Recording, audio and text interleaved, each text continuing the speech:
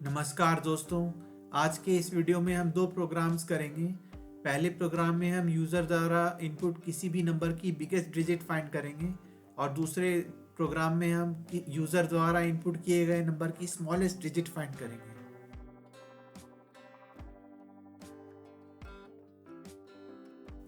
दोस्तों, पहला क्वेश्चन है, write a program to find the biggest digit in a number.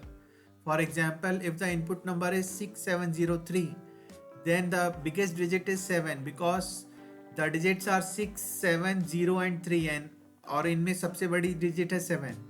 And if the input is 9214, then the biggest digit is 9 because the digits are 9, 2, 1 and 4 और इनमें से 9 सबसे बड़ी digit है।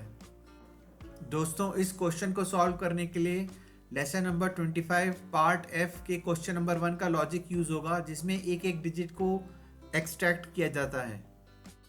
दोस्तों, क्वेश्चन नंबर 1 का प्रोग्राम मैंने पहले से ही बनाकर यहाँ पर पेस्ट करा हुआ है।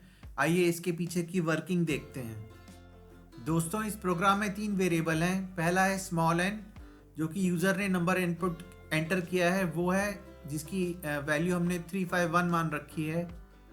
और एक वेरिएबल है big big which stores the biggest digit in the number n और उसकी इनिशियल वैल्यू हमने 0 मान रखी है। और एक है small d which stores the digit at the units place in the number n और वो एक एक करके आएंगी। पहले 1 आएगी, फिर 5 आएगी, फिर 3 आएगी। दोस्तों, सबसे पहले कंप्यूटर जो है biggest digit in the number n को 0 मान लेगा। उसके बाद वो नेक्स्ट लाइन पे जाएगा which is while n is greater than 0 और नॉट, और n की वैल्यू है 351 एंड 351 इज ग्रेटर देन 0। तो कंप्यूटर जो है वाइल लूप के अंदर घुस जाएगा और int d equal to n mod 10 वाली लाइन पे चला जाएगा और इसमें फिर d की वैल्यू आ जाएगी 1, क्योंकि 351 मॉड 10 इज 1। दोस्तों, फिर कंप्यूटर इफ स्टेटमेंट वाली लाइन पे जाएगा और चेक करेगा कि बिग में जो वैल्यू स्टोर्ड है 0 और स्मॉल d में जो वैल्यू स्टोर्ड है 1, उनमें से कौन सी वैल्यू बड़ी है। 0 और 1 में से 1 बड़ी है, तो इसका मतलब कि हमारा जो बिग की वैल्यू 0 थी वो गलत है, इट शुड बी 1। फिर n/=10 वाली लाइन पे कंप्यूटर जाएगा और n की वैल्यू हो जाएगी 351 से चेंज होकर 35। फिर लूप घूमेगा और while n is greater than 0 वाली लाइन पे चला जाएगा कंप्यूटर और चेक करेगा कि 35 इज ग्रेटर देन 0 और नॉट। 35 इज ग्रेटर देन 0, तो कंप्यूटर जो है int d equal to n mod 10 वाली लाइन पे दोबारा आ जाएगा।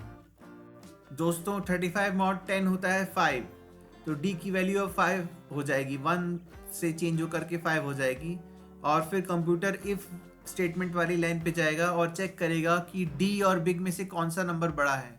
बिग की करंट वैल्यू है 1 और d की करंट वैल्यू है 5।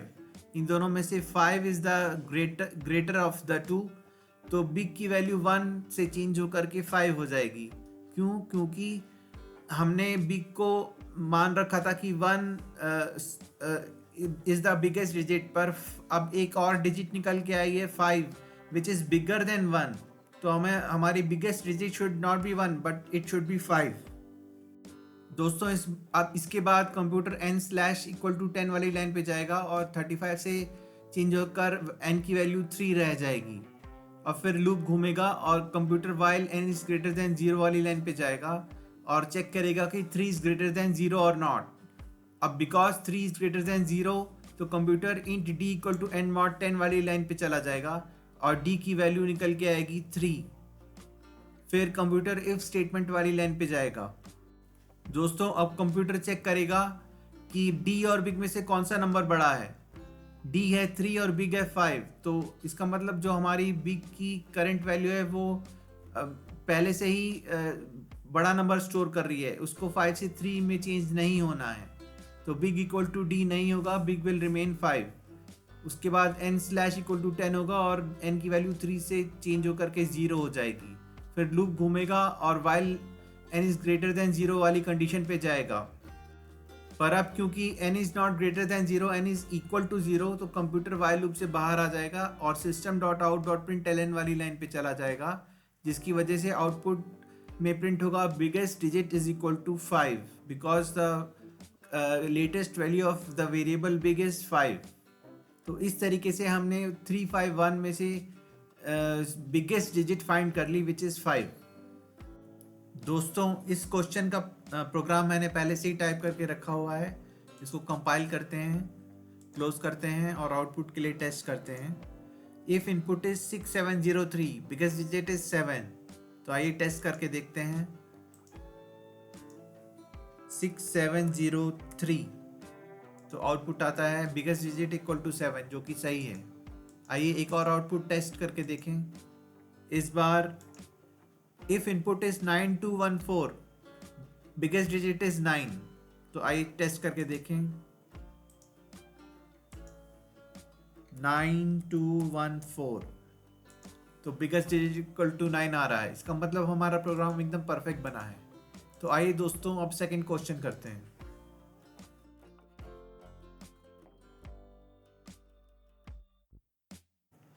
दोस्तों क्वेश्चन नंबर 2 है, write a program to find the smallest digit in a number. दोस्तों इस क्वेश्चन का प्रोग्राम मैंने पहले ही बना करके यहाँ पेस्ट कर रखा है। आइए इसकी वर्किंग देखते हैं।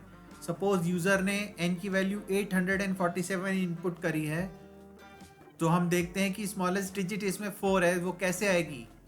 इसमें बिग की जगह स्मॉल नाम का वेरिएबल लिया है और इसकी इनिशियल वैल्यू 9 ले रखी है। दोस्तों जैसे ही यूज़र 847 वैल्यू एंटर करेगा तो सबसे पहले कंप्यूटर जो है इंट स्मॉल इक्वल टू 9 वाली लाइन पे जाएगा और स्मॉल की वैल्यू इनिशियल वैल्यू 9 रख देगा।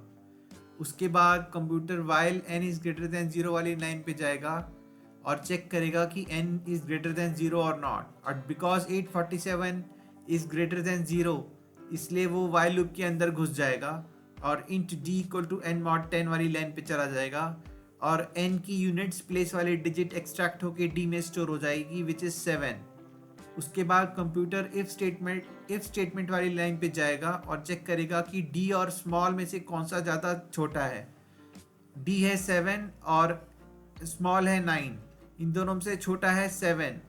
तो इसका मतलब जो हमने स्मॉल मान रखा था 9 वो गलत था, उससे भी छोटा नंबर हमारे पास मौजूद है इस 847 में। तो फिर हमारी स्टेटमेंट है आगे इफ के स्मॉल इक्वल टू d, तो स्मॉल की वैल्यू 9 से चेंज हो करके 7 हो जाएगी। दोस्तों इसके बाद computer n slash equal to 10 वाली लाइन पे जाएगा और n की वैल्यू 847 से चेंज होके 884 रह जाएगी।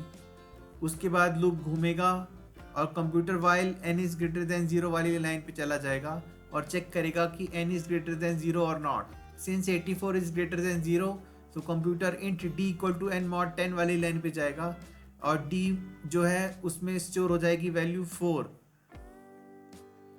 फिर कंप्यूटर इफ स्टेटमेंट पे जाएगा और चेक करेगा कि d और स्मॉल में से कौन सा छोटा है। अब d है 4 और स्मॉल है 7 और 4 में से 4 स्मॉल है। इसका मतलब कि हमारा जो स्मॉलेस्ट डिजिट 7 हमने फाइंड करी थी अब तक, उससे भी छोटी डिजिट हमारे मौजूद है इस नंबर में। तो इसका मतलब हमारा नंबर 7 नहीं, स्मॉलेस्ट डिजिट 7 नहीं 4 होनी चाहिए। तो वही काम यहाँ पर हुआ है स्मॉल इक्वल टू d में। उसके बाद computer n slash equal to 10 वाली लाइन पे जाएगा और n की वैल्यू 84 से चेंज होके 8 हो जाएगी और फिर लूप घूमेगा और computer while n is greater than 0 वाली लाइन पे जाएगा और चेक करेगा कि 8 इज़ ग्रेटर दैन 0 और नॉट। 8 इज़ ग्रेटर दैन 0, तो int d equal to n mod 10 वाली लाइन पे कंप्यूटर जाएगा और d की वैल्यू हो जाएगी 8। दोस्तों इसके बाद कंप्यूटर चेक करेगा कि d और स्मॉल में से कौन सा छोटा है। d की वैल्यू है 8 और स्मॉल की वैल्यू है 4। इसमें स्मॉल की वैल्यू पहले से ही छोटी है, इसका मतलब वो 4 से चेंज होकर के 8 में नहीं बदलेगी। तो हमारा स्मॉलेस्ट डिजिट अब तक 4 आया है। उसके बाद computer n slash equal to 10 पे वाली लाइन पे जाएगा और n की वैल्यू 8 से चेंज होकर के 0 हो जाएगी। फिर वाइल लूप घूमेगा और computer while n is greater than 0 वाली लाइन पे जाएगा और 0 is not greater than 0, it is equal to 0। तो कंप्यूटर जो है वाइल लूप से बाहर आ जाएगा और system dot out dot println वाली लाइन पे चला जाएगा, जिसकी वजह से आउटपुट विंडो में आएगा smallest digit is equal to 4, क्योंकि स्मॉल की वैल्यू है 4। तो इस तरीके से हमने 847 में से स्मॉलेस्ट डिजिट 4 एक्सट्रैक्ट कर ली। दोस्तों आइए अब जाने कि हमने पिछले प्रोग्राम में तो बिग की इनिशियल वैल्यू 0 ली थी, पर इस प्रोग्राम में हमने स्मॉल की इनिशियल वैल्यू 0 ना लेके 9 क्यों ली है। तो सपोज स्मॉल की वैल्यू इनिशियल वैल्यू 9 नहीं है, 0 है, और यूजर ने n की वैल्यू इनपुट कराई है 25। तो कंप्यूटर सबसे पहले while n is greater than 0 वाली लाइन पे जाएगा और चेक करेगा कि 25 is greater than 0 which is true. तो कंप्यूटर जो है int d equal to n mod 10 वाली लाइन पे चला जाएगा और d एक्सट्रैक्ट होके आएगा 5।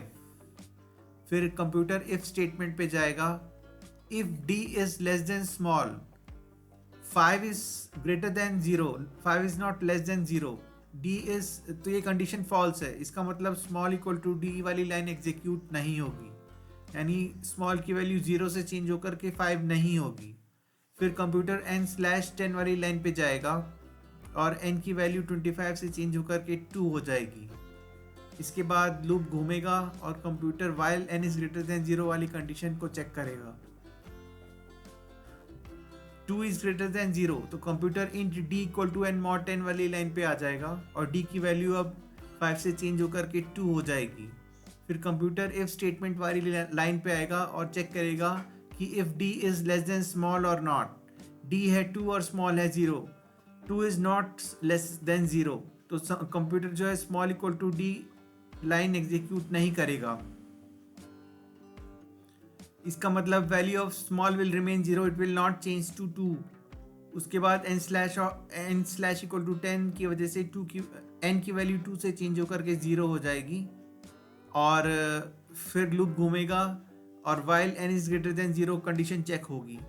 0 is not greater than 0, 0 is equal to 0, तो कंप्यूटर while लूप से बाहर आ जाएगा और system.out.println वाली लाइन पे चला जाएगा और आउटपुट विंडो में प्रिंट होगा smallest digit is equal to 0, जो कि गलत है। स्मॉलेस्ट डिजिट वाज 2 और ऐसा इसलिए हुआ क्योंकि हमने स्मॉल की इनिशियल वैल्यू 0 ली थी। अगर हम स्मॉल की इनिशियल वैल्यू 9 लेते तो स्मॉलेस्ट डिजिट 2 निकल के आता।